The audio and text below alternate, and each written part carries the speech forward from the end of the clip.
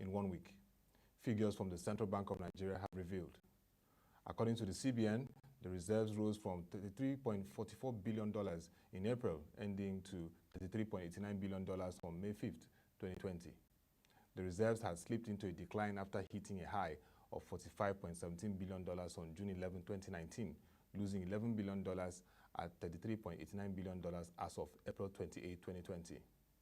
During the last Monetary Policy Committee meeting of the banking sector, the Central Bank Governor, Mr. Godwin Emefiele, said the committee noted the weakened revenue position of the federal government arising from the sharp drop in oil prices. He reiterated the need for the government to urgently reduce reliance on oil revenue by gradually diversifying the economy and improving tax collection. Good morning to our viewers, and we continue our conversation on the Economy and Politics show today as we look at deepening inclusive economic growth in Nigeria.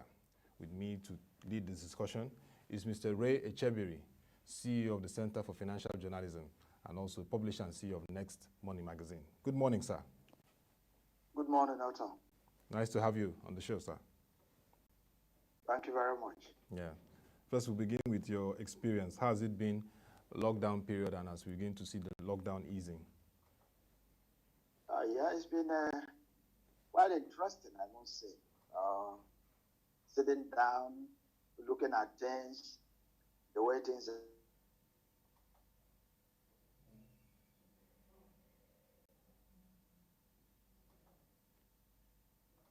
Mr. Ray, can you hear me?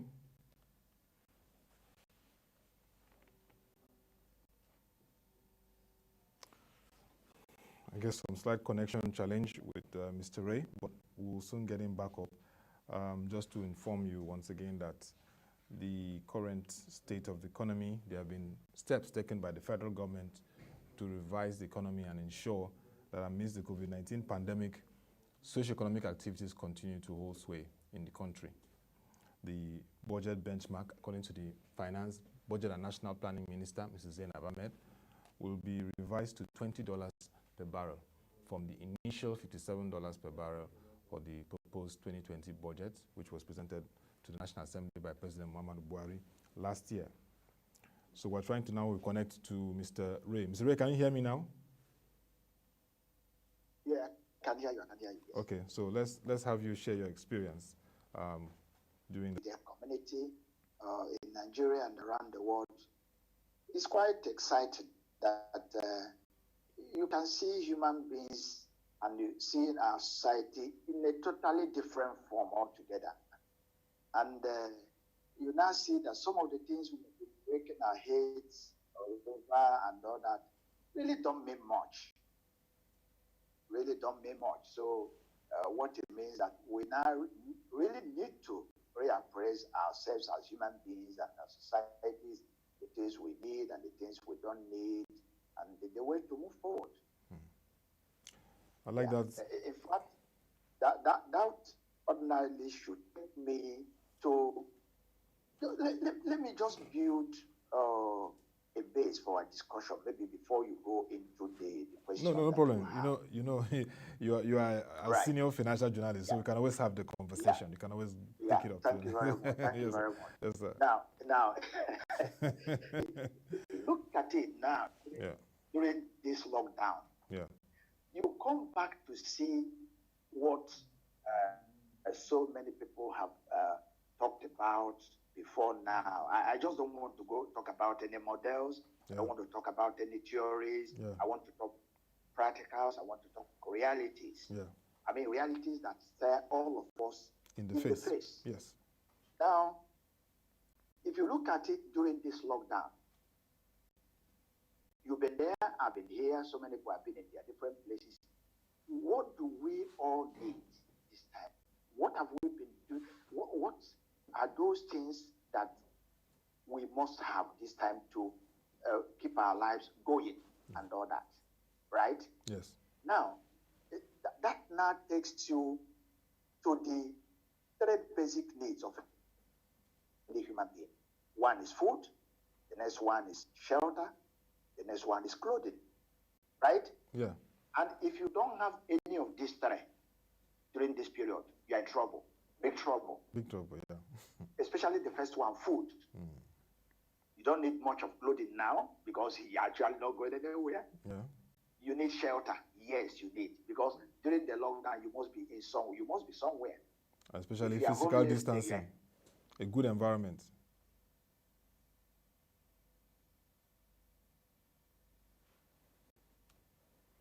Mr. Ray, can you hear me? These three things, these three basic needs of any human being.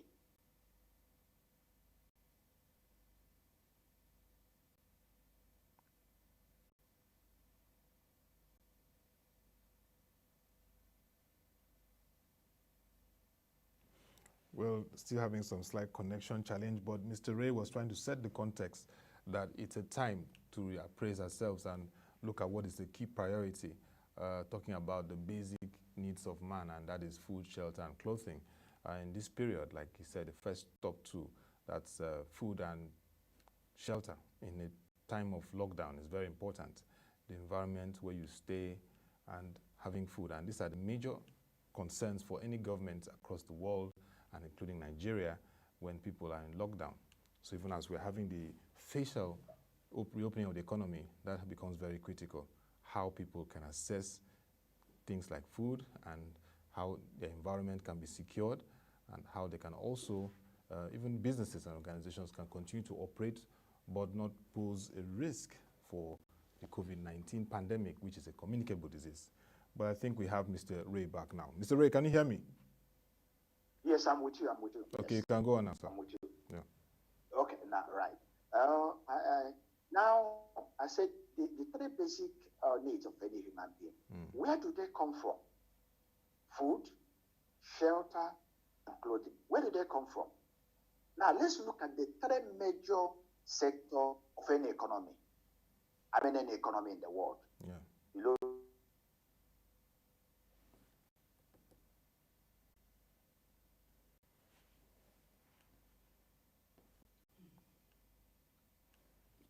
Mr. Ray, can you hear me? Where does our food? Yeah, I can hear you very well. Okay. You may want to retake those three sectors. Are you hearing me? Yes. If you can take those three sectors again, you said, key sectors. Okay. I said agriculture. Yeah. Number one, manufacturing, and then you can add mining. Mining, okay. Right? Okay. And then the third one is services. Services, okay. So very broad, right? Yeah. I mean, of course, there are some various subsectors within these major sectors. Yeah. Now, where does our food come from? Agriculture. Right? Yeah. Now, where does our clothing come from? Manufacturing. Directly and or indirectly, agriculture. Agriculture, because okay. You have to get, according from there, you have to get a whole lot of that is from there, right? Yeah, yes. Now, you go to shelter, agriculture as well, somehow, some way. Maybe even if it's not directly, you are talking. If you are talking of some of the materials you use in building your houses, they come from timber and stuff like that, right? Is that correct? Yes. Yes. Now we move to the next sector, manufacturing. We get food from them as well, correct? Yes. Yes, we do.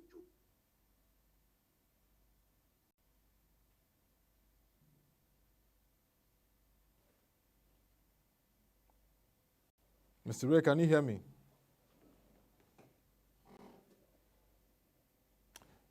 Well, for viewers, Mr. Ray, for the connection, we lost that connection with him.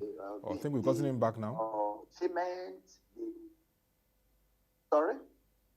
No, Mr. Ray, can you retake? Are you with me? Yes, I would like you to retake the part where you talked about manufacturing, because we lost connection with you at that point. Okay. Yeah. Okay. Yeah, I'm saying if you now move to manufacturing, you also see food comes from there.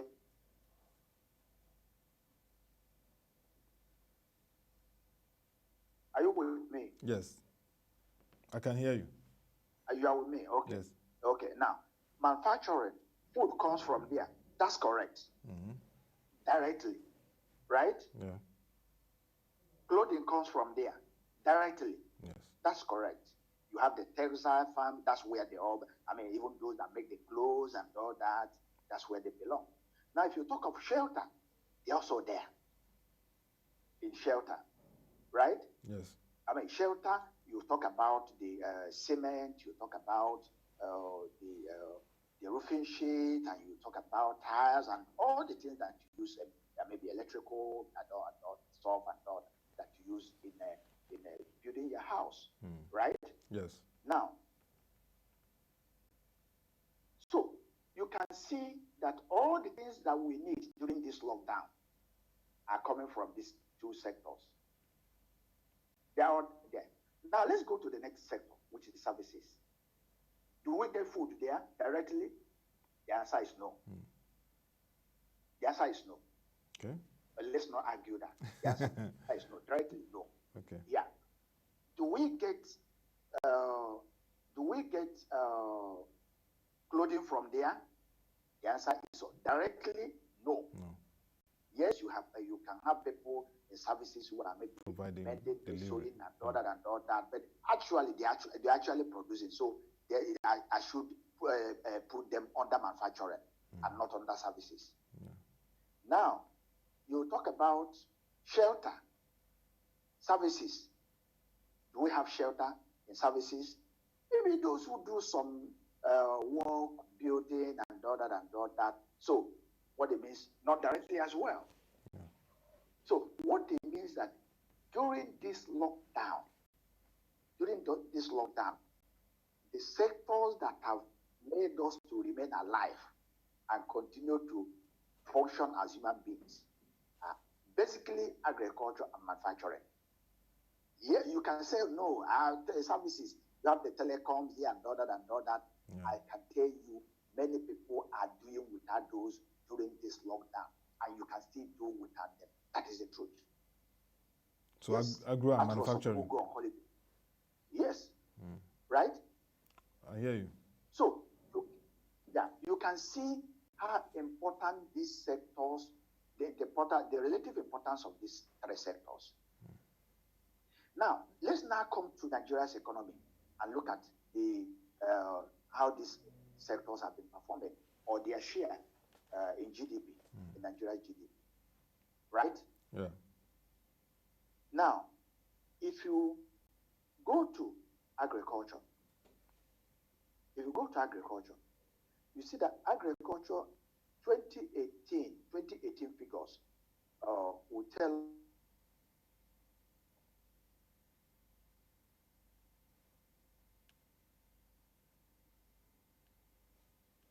Mr. Ray, can you hear me? Okay. 5.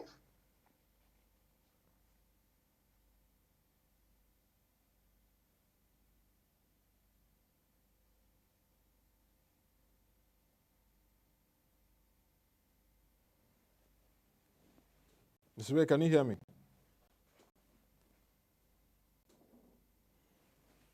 Mr. Ray has been trying to emphasize the fact that in this lockdown we saw two sectors coming out tops: agriculture and manufacturing, critical sectors that drive the economy, that are very, very vital to activities amidst the lockdown and brought to the fore their contribution to the economy. We know that agric alone contributes over 22% to our gross domestic product, and is one sector that experts have continued to see as a key driver to our revenue diversification.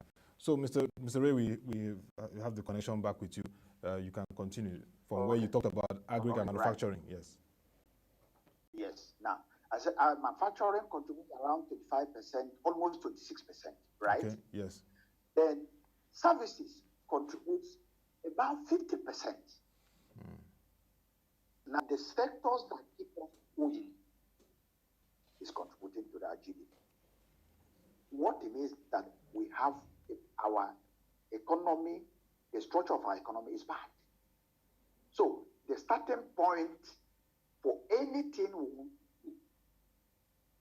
is to restructure the economy. We need to restructure the economy. The structure of our economy looks so much like that of a developed economy.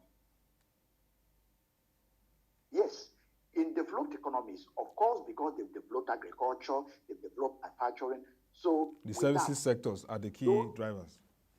Yes, those key drivers of the economy. because they've developed them to a very large extent. Their contribution to GDP will now begin to shrink, with services now taking the driving seat, because you have to oil all the wheels of these other two sectors. Services have to oil all the wheels of other sectors. But we now have a situation where the services sector is growing and servicing next to and servicing what? So what are you servicing? The sectors you are supposed to service are not doing well at all. So what are you servicing? So what it means that we are deceiving ourselves. We are wearing our Machi, our money and the Gucci shoes all over the place, walking all over the place, and all that, carrying portfolio, carrying these things, and then carrying a laptop and all that, and we are consultants, we are this, we are that. Meanwhile, nobody is doing anything in agriculture. Nobody is doing anything in manufacturing. Now, come to the issue of inclusive growth. Inclusive growth can only happen if many people are employed, right? Yes. Now, let's come back to this issue, the three sectors. Agriculture generates employment, right? Huge employment. That is the truth. I was reading something last night, one post, and the governor of my state, who opposed to them, said, "Ada palm." Ada palm, yes. One of the biggest state oil palm plantations. Mr. Ray, can you hear me?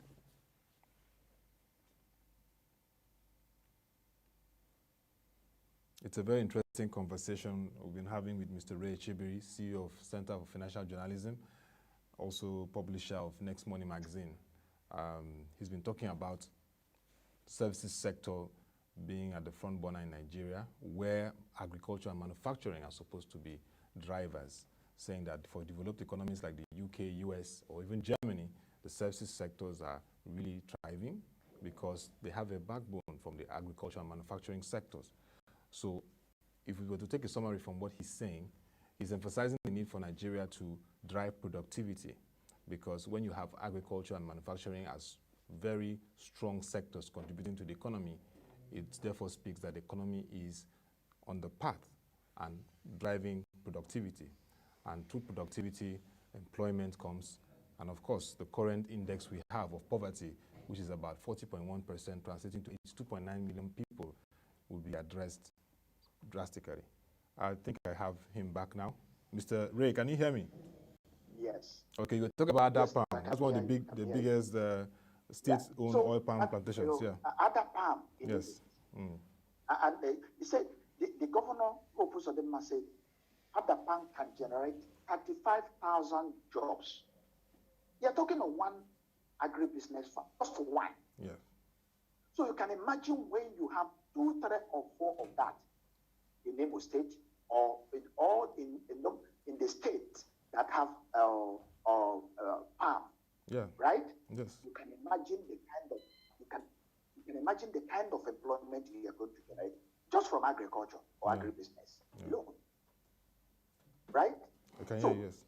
And now another thing that we have in achieving inclusive growth is export, because you need the foreign exchange, right? You need it. Agriculture will also help to earn a lot of foreign exchange. Yes, you can export the agri products either as produce or as processed products. Agro-processed products, yes.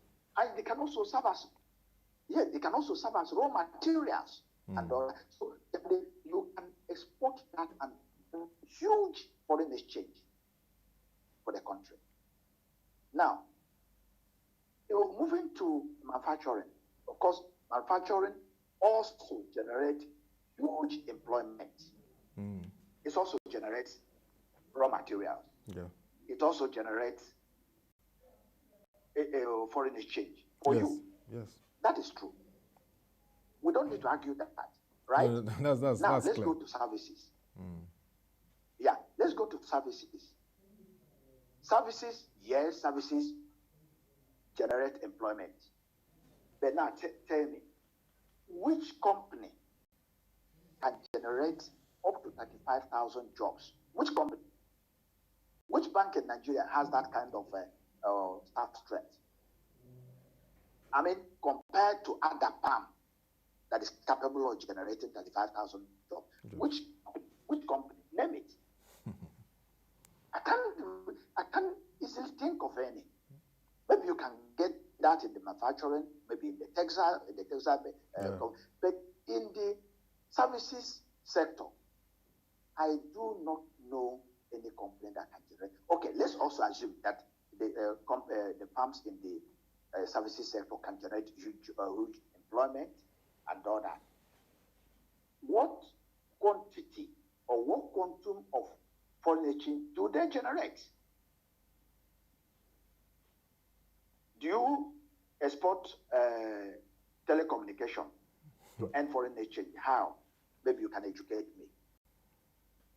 Yes, maybe the interconnection and some of these other reasons. But if you are talking of the real, I'm talking of services. Yes.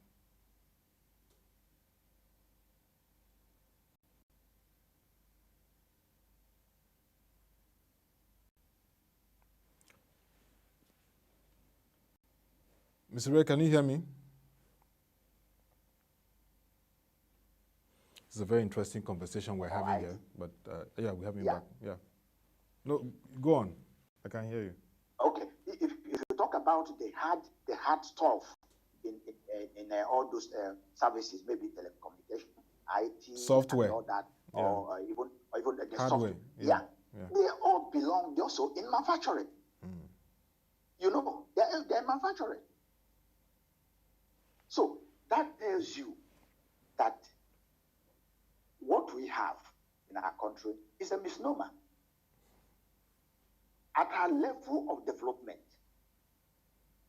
services doesn't have any business growing faster or contributing more to the GDP than agriculture and manufacturing. No.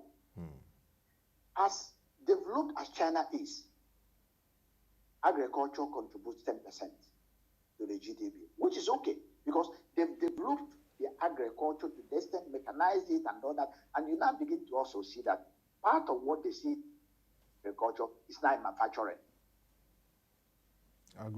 Agro-based manufacturing, now, yes. So it's the agribusiness. Now, if you look at it the other way, their manufacturing contributes 40% to their GDP. Can you see now the difference? Yeah. Between their own and even at the level they've attained in manufacturing. Manufacturing contributes 40%. And you know what? Services contributes about 50% or 52%, which is what our own services contribute. Then look at our own level of development. If you look at the development between Nigeria and China, you don't see that as a gap. It's actually a gulf. So what it means that the structure of our economy is bad. We need to go back to the basics. Sit down and start like all over again like China did in 1978. It wasn't as if China was not moving until 1978. When Deng Xiaoping came on the scene and said, hey, let's start from the basics. We have been fooling ourselves all this while thinking that we are making progress, but we are really not making any progress. Let's start from the beginning. And how did they start from the beginning? He said, everybody go to the farm, go to agriculture. Everybody went to agriculture. And that was in 1970. Right? Okay. And before you know it, they had surplus food. Can you imagine China having surplus food? Oh my God. Over 1 billion people having surplus food. And we are here to over, just 200 million people. 200 million. We are looking for food. Yeah. And these people have surplus food. They now came to their leaders and say, hey, we're in trouble. What do we do? There's food everywhere and nobody to eat. And what do we do? They said, hey, your challenge is very exciting to me.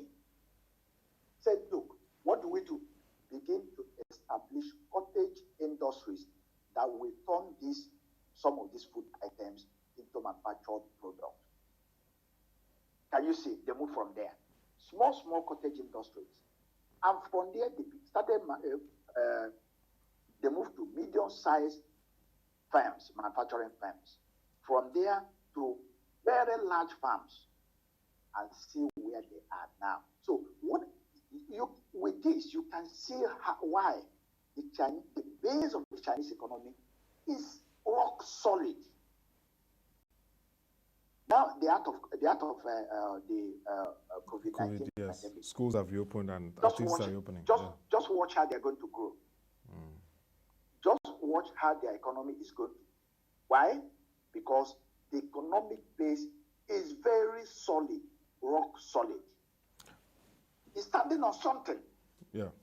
But then our own is not going to be funny at all, because we are standing on next to nothing.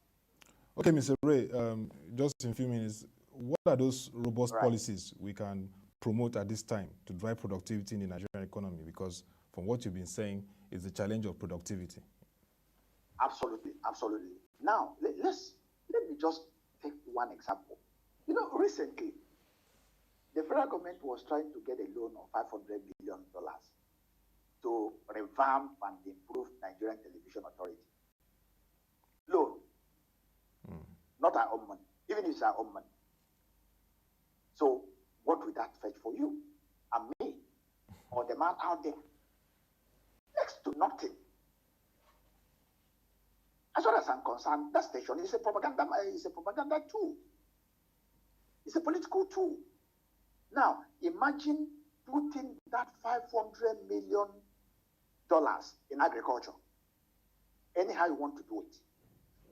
Give it to Bank of Agriculture, give it to Bank of Industry, and others. Said, lend this to farmers that are involved in one kind of farming or the other. Yeah. Look, the kind of result you will have in the next 1 year, you'll be amazed. You start asking, hey, what are we going to do with food? Just like the Chinese asked. And then somebody will now say, no, your problem is not any big deal. Let's begin to see how we can process some of these food produce. Let's begin to process them and begin to establish small firms, manufacturing firms, that you don't even need to acquire land and order to get those. No, some of them you can do from your home, maybe your garage, or maybe that room that you not be using that you call guest room, that nobody stays in year out, right? But then, when you're doing that, you have the challenge of infrastructure. You have the challenge of infrastructure. So what it is, it is important now that you look at infrastructure. Your power, you have to right, so that manufacturer will be able to reduce his costs. His cost will not be so high, so that he can operate profitably. Yeah. You understand? Yes. So, and of course, you need to go into education. And of course, you need to revamp your health sector, so that those who are working in agricultural sector and manufacturing sector will be healthy to work. Again, you look at what will happen. How much did you say we're going to use to refurbish the National Assembly building? Is it at 8 billion or how much? Around 38 to 39 billion. At 8 billion naira, right? Yeah. If you put that in agriculture or manufacturing, in the next 1 year, 2 years, 3 years, the result you will see will shock you. Honestly. So we need to improve productivity. Otherwise, we are going nowhere. All of us will be wearing good suits, wearing good as and be walking all over the place. But one day, we'll not be able to maintain those suits. We'll be riding in cars and all that. We'll not be able to maintain those cars. We'll begin to drop them because we won't be earning enough to maintain them, to take care of them. All right, thank you very much, Mr. Ray Echebiri. I mean, it's been very, very incisive what you've said, and key takeaways, of course, we have to go back to productivity as an economy, and that is anchored on agri-manufacturing and also investments in infrastructure and education. Our policy must really synergize to drive those things. Thank you very much, Mr. Ray Echebiri, CEO of Center for Financial Journalism and publisher of Next Morning Magazine. Thank you for your insightful contributions today. Thank you very much. Thank you. Thank you very much. And that will be all for our conversation today on the Economy and Politics show that looked at deepening inclusive economic growth, which Mr. Ray Echebiri, the CEO of Center for Financial Journalism, gave insight into how Nigeria can anchor it on driving agriculture and manufacturing, investment in infrastructure and education, which will create jobs and address even the challenge of poverty in our economy. We'll continue this conversation by 10 a.m. as we look at market review. But while we prepare for that phase, you can join our website, www.proshareng.com, to get market reports, news stories today. Our Nigeria in 1 minute news is still fresh, and you can get insights on the economy and developments in the markets. So stay tuned as join us by 10 a.m.